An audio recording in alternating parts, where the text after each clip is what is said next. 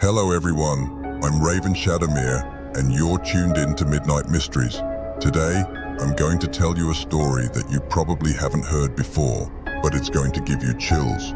Get ready to explore a dark side of RPGs, which many consider an innocent and fun activity, until it's not anymore.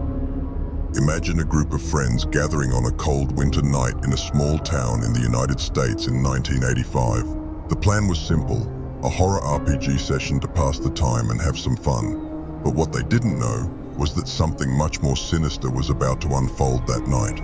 The protagonist of this story, whom we'll call Michael, was the game master. He had a creative mind and a special talent for crafting chilling tales. But what no one knew was that Michael held a dark secret, something he kept hidden even from his closest friends, and this secret would change everything. But before we dive into the macabre details of this story, I need you to do two things. Subscribe to the channel and activate the notification bell, because you won't want to miss a single detail of this chilling tale. And of course, give that like button a tap, because I know you're going to enjoy what's coming next, or at least you'll be curious to find out how it all ends. Speaking of endings, I can guarantee that the conclusion of this story will catch you by surprise. There's an unexpected twist that you won't see coming. So, prepare yourself for a journey of mystery, fear, and dark secrets. Oh, and a touch of sarcasm. Don't say I didn't warn you that you'll want to stick around until the end.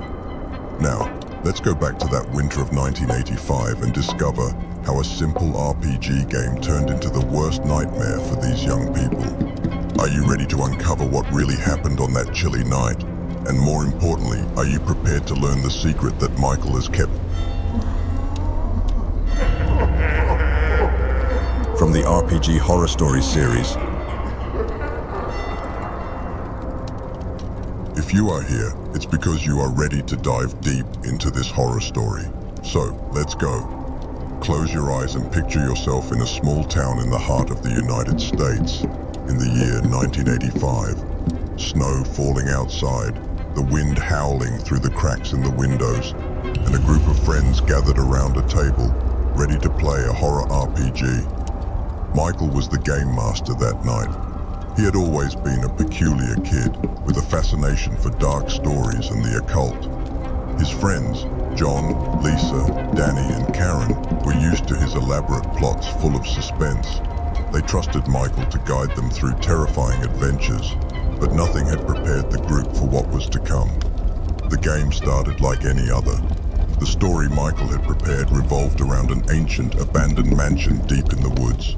It was said that the mansion was haunted by the spirits of a family who had tragically died there over a century ago. Michael described the mansion in meticulous detail: moldy walls, creaking stairs with every step, and shadows that seemed to move with a will of their own. One by one, the players entered the mansion. Following the plot that Michael had created, they found clues, solved puzzles, and faced dark creatures that seemed to have sprung from their worst nightmares. The atmosphere was tense, but the group was having fun, laughing and teasing each other between moments of terror. Michael, however, was strangely quiet. His eyes shone with an intensity that no one had noticed before. As the night wore on, the atmosphere in the room began to change. The game was becoming more real than usual. The friends felt a chill run down their spines as the lights began to flicker and whispers filled the room. "Is this part of the game, Michael?" Lisa asked, trying to stay calm. Michael only smiled, a smile that seemed not to belong to his face. Suddenly, Danny fell from his chair, clutching his chest and gasping for breath. Everyone rushed to help him, but he wasn't responding. It was then that Michael, with a voice that seemed to come from somewhere deep and dark within him, said, "This is just the beginning. You are playing with forces you do not understand." The friends exchanged glances, confused and scared. Michael had always liked to dramatize, but this was going too far. As they tried to help Danny, they realized he was in a trance, murmuring words none of them could understand. Lisa, who was a staunch skeptic, began to feel a growing fear. "Michael, stop this. This isn't funny." But Michael didn't stop. Instead, he began to recite a chant in an ancient language, one he had never mentioned before. That's when the group realized that something was terribly wrong. The air grew heavy, almost suffocating. The shadows in the room lengthened, seeming to gain a life of their own, and the whispers intensified, turning into agonizing screams. Karen, desperate, ran to the door to try to open it, but it was locked. "Michael, open the door now," she shouted, but he didn't respond. His eyes were fixed on something beyond the veil of reality. And then, as if a curtain had been drawn back, they understood. The game was not just a game. Michael had found an ancient grimoire, a book that promised to open doors to other dimensions, bringing spirits and creatures back into the world of the living. What Michael didn't know, or perhaps knew and chose to ignore, was that playing with such forces comes at a high price. John, the most rational of the group, tried to grab the book from Michael, but an invisible force slammed him against the wall. "You can't leave until we finish," Michael said, with a voice that was not his. "You asked for this. You wanted a night of terror? Now you will have it." Despair took over. Danny lay unconscious on the floor, Karen was crying against the door, and Lisa and John were trying to make sense of what was happening. And Michael, or whatever was possessing his body, continued to recite the chant.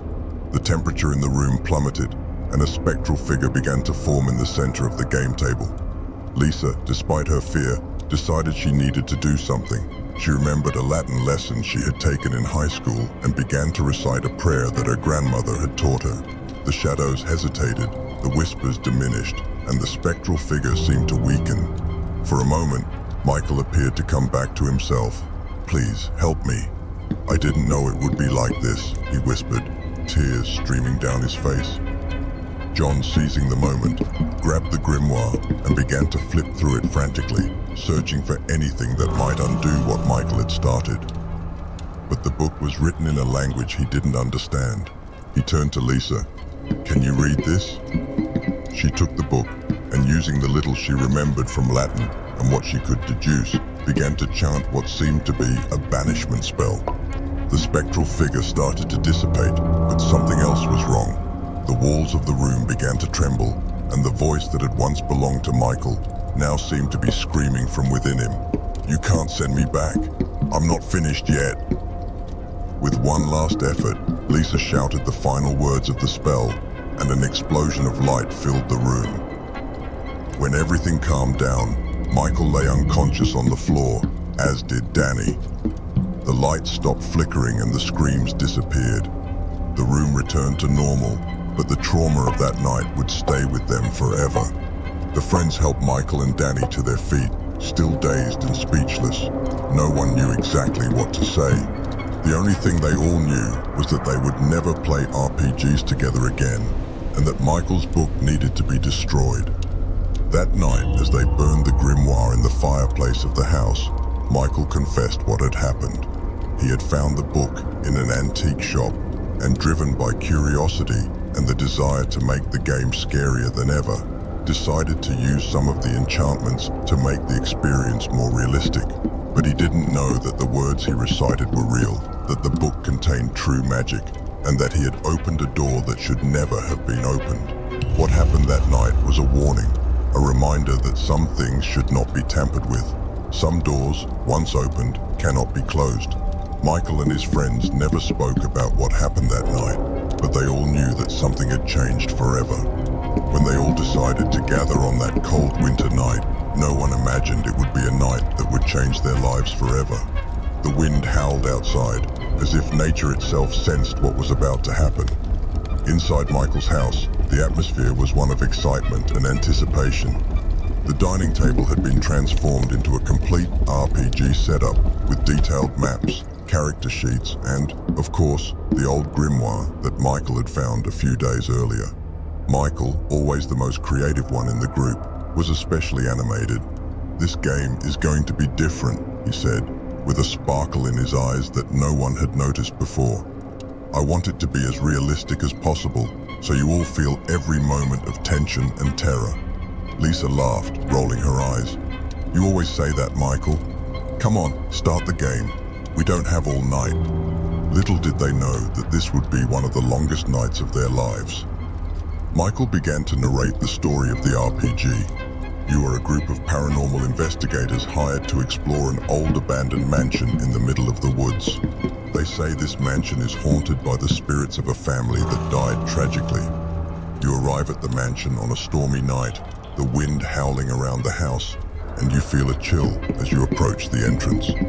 As Michael spoke, the light in the room seemed to dim, shadows elongated, and the air grew increasingly cold. John, always the most rational one in the group, tried to break the tension. Michael, are you investing in special effects now? Very impressive. Michael smiled but said nothing. He continued to describe the scene. The door creaks as you push it open. The interior is dark and dusty. The smell of mold is strong, and you hear a distant whisper, as if someone is trying to speak to you, or perhaps trying to warn you to go away. Danny, who had always been the most impressionable, began to feel a knot in his stomach. This is getting way too scary, Michael. Can't we play something lighter, like a fantasy adventure? Karen, who loved horror stories, insisted they continue. Don't be scared, Danny. It's just a game, and that's what makes it all the more fun. As the game went on, the characters of each player began to explore the mansion. They found old portraits of people whose eyes seemed to follow them as they walked, doors that closed on their own, and corridors that seemed to have no end. Michael's level of detail in narration was impressive, almost supernatural.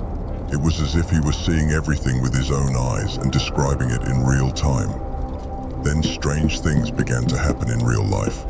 Danny, who was playing a skeptical investigator, started to feel a tingling in his hands. He tried to ignore it, thinking it was just his imagination. But soon after, Karen, who was playing a medium, began to hear whispers in her ears, whispers that weren't part of the game. Michael, is this some kind of joke? Because if it is, it's really scaring me. Michael looked at her with a serious expression. I didn't do anything, Karen. I'm just narrating the game. Maybe you're getting too involved in your character. But something in his tone indicated that he knew more than he was letting on. The lights in the room began to flicker, and a feeling of dread settled among the friends. John, trying to keep calm, suggested they take a break. Maybe we should take a moment, get some fresh air. We're all getting too wrapped up in this. But when they tried to leave the table, they realized they were trapped. Not trapped physically, but it was as if an invisible force was holding them there, forcing them to continue the game. Lisa, feeling panic rise within her, looked at Michael. What's happening, Michael? Is this part of the game? Michael was sweating, his face pale. He looked at the grimoire he had placed on the table and realized that something was very wrong. I don't know. This book. I just thought it would be an interesting addition to the game. I didn't know it had real power. The friends began to realize that what was happening was not just a game. The shadows in the room began to move on their own. Whispers echoed around them, and a heavy presence could be felt, as if someone or something was watching them. It was then that Danny began to convulse, his hands clutching his chest.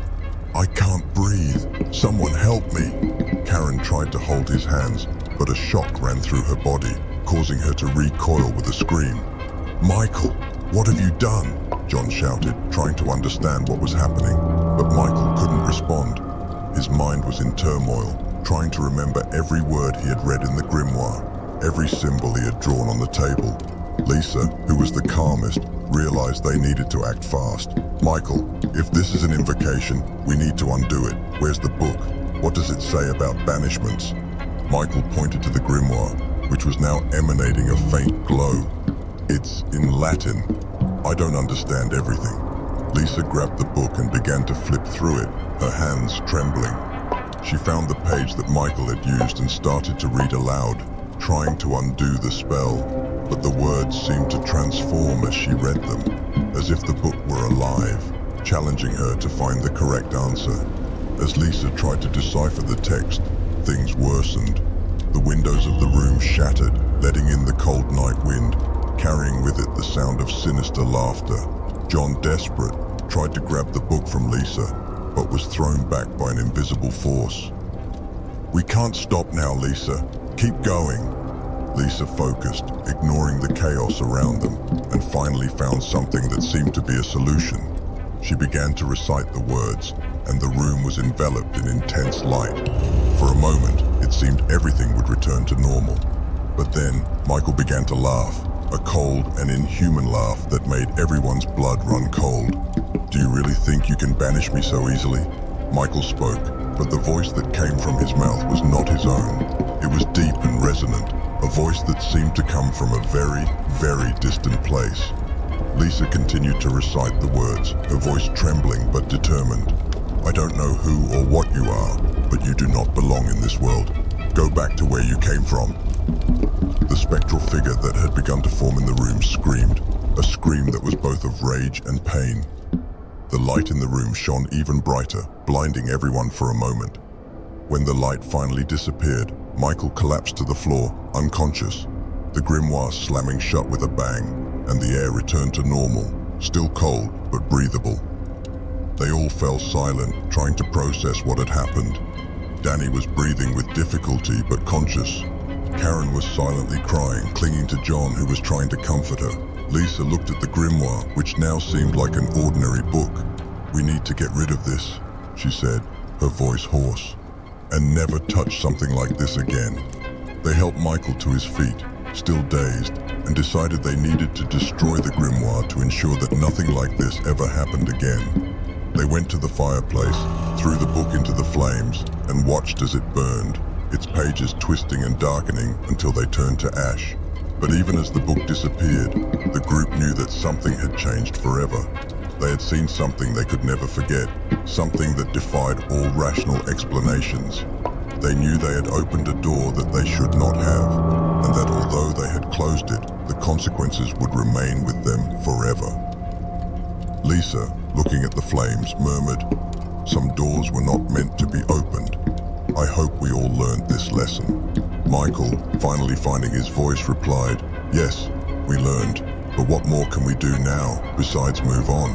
They knew that the only thing they could do was try to resume their lives, but with the awareness that the world was much vaster and more mysterious than they could have ever imagined. The winter night that began as a game had turned into a terrifying reminder of the forces that exist beyond our understanding, and how easy it is to cross the line that separates innocent entertainment from real horror. In the following days, the friends tried to return to their normal routine, but the marks of that night were too deep to ignore. Michael, feeling guilty for what he had unleashed, began to distance himself from the group. He avoided any conversation about the incident, and as much as the others tried to reach out, he shut himself off in his own world. He spent hours researching the occult, trying to understand more about the grimoire he had burned and what exactly he had summoned.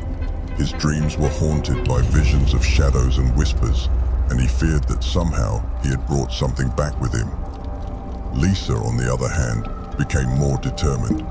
She knew she couldn't let fear take over. She began visiting libraries and researching urban legends and stories of invocations in search of answers.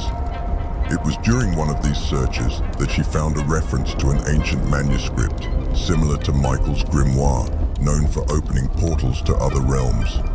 The idea frightened her, but she needed to know more. Karen began having difficulty sleeping. Whenever she closed her eyes, she saw the spectral figure that had almost materialized that night. She started visiting a therapist, trying to cope with the trauma, but nothing seemed to work. The fear was always present, a persistent shadow that followed her wherever she went. Danny, the most impressionable of the group, refused to go out at night. He, who had once been the most eager for their gatherings, was now always isolated, afraid that something could happen again. His mental health began to deteriorate, and he developed intense paranoia, believing that the entity they had almost been possessed by was still lurking, waiting for the right moment to attack them again. John, the most skeptical, tried to rationalize what had happened. He believed it was all just a collective hallucination, perhaps caused by stress and suggestion. However, even he could not ignore the strange occurrences that continued to happen. Objects moved on their own in his house, and he felt a constant presence behind him, especially when he was alone. One night, about a month after the incident, the group gathered again at Lisa's house. They knew they needed to talk about what had happened and decide how to move forward. Michael arrived last, bringing with him an old diary he had found in his research. "I don't know if this will help," but I found this diary in an antique shop. It belonged to a man who claimed to have summoned a spirit using a similar grimoire to the one I used. He described something very similar to what we experienced. Lisa flipped through the diary and read some excerpts aloud. The descriptions were disturbingly familiar. Shadowy figures, whispers from another world, a presence that seemed to always be watching. "This can't be a coincidence," Karen said, trying to hide the panic in her voice. "We need to understand what this is and how we can protect ourselves." Michael agreed. "We need help. We can't face this alone. I know I made a mistake by bringing that grimoire, but we can't change the past. We can only try to fix the present." Danny, who was pale and trembling, finally found the courage to speak. "What if this is not something we can fix? What if whatever we unleashed is here to stay? What will we do then?" Lisa took a deep breath, trying to stay calm. "Then we'll do whatever it takes. We can't let this destroy us. We need to find a way to end this once and for all." It was then that John, normally the most pragmatic, suggested something that surprised everyone. "What if we tried to contact someone who knows more about this? Someone with experience in the occult? I know it sounds crazy, but maybe a specialist can help us." Lisa nodded. "I know someone who can help us. A professor of anthropology who has a vast experience with urban legends and occult practices. He'll get in touch with her tomorrow." The next day, Lisa called Professor Margaret Willows, a middle-aged woman with a formidable reputation in the field of the supernatural. Upon hearing Lisa's story, the professor agreed to meet them. The following weekend, the group gathered at Michael's house, anxiously awaiting the professor's arrival. When Margaret arrived, her presence commanded respect. Her eyes were deep and expressive, carrying the weight of countless stories she had heard and investigated. "You are brave to seek me out," she began, her voice strong yet gentle. "Many prefer to ignore what has happened, but you are seeking answers. This is a good start." Michael explained everything that had happened, from the discovery of the grimoire to the fateful night and the strange events that followed. Margaret listened intently, without interrupting, absorbing every detail. When he finished, she closed her eyes for a moment, as if gathering her thoughts. "You are dealing with something very ancient," she finally said. "Something that cannot simply be banished with words. Whatever you have summoned seems to be trapped between this world and the next. The grimoire you found, Michael, was not just a book of stories. It was a portal. And now it is sealed, but not completely closed." Danny swallowed hard, his voice trembling. "What does this mean? Are we in danger? Is it going to follow us?" Margaret looked at each of them, her expression grave. "You opened a door that should never have been opened, but that doesn't mean you are doomed. There are ways to deal with entities like this, but it requires courage, patience, and a deep understanding of what you are facing." Lisa, always the most determined, asked, "What do we need to do? How can we protect ourselves and close this door for good?" Margaret smiled, a smile that was both comforting and unsettling. "There are rituals that can help protect you, but first, we need to figure out exactly what we are dealing with. This will require more research and perhaps more risks." Michael felt a knot form in his stomach. He knew he had already put everyone in danger once and was reluctant to do so again, but he also knew they had no choice. "I'm willing to do whatever it takes. I just don't want anyone to get hurt because of me." Margaret nodded. "Then we will begin immediately. You must be prepared to face things you never imagined, but remember, strength does not come from the absence of fear, but from the willingness to continue, even in the face of fear." In the following weeks, Margaret guided the group through a series of rituals and research, helping them better understand the nature of the grimoire and the entity they had released.